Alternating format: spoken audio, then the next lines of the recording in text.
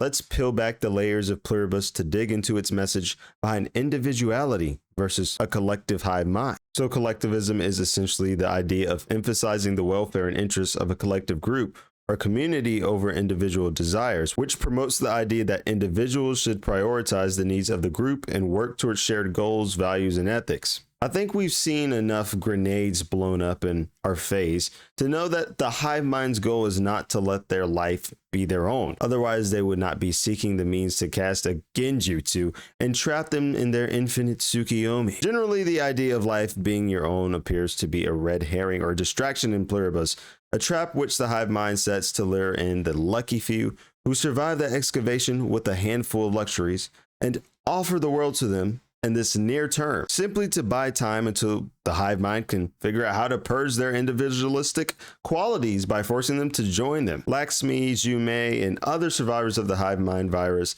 in Pluribus are more afraid of losing their loved ones than they are their own individuality. It's almost as if they are being held hostage by this fear of something happening to their loved ones, or maybe even losing the makeshift illusions of them that call them to stay present. So they view the life as this ticking time bomb, and they're simply working against a timer that set the blow. Think about how nuts this is, right? The hive mind infects the family members of some of the individuals who survived the virus. One such individual even losing her grandfather's life after he had a seizure while driving and crashed due to Carol's crash out. And Carol was indeed crashing out. In fact, her crash out made him crash out. Yet Carol's emotional crash was solely blamed for the casualty, while ignoring the very species or virus responsible for placing that burden on the family members in the first place and leaving them in that sort of zombie-esque state. They are their own hive mind, though not in the literal sense. It's not a matter of what if we lose our individuality, but a matter of cherishing what little individuality is left lingering before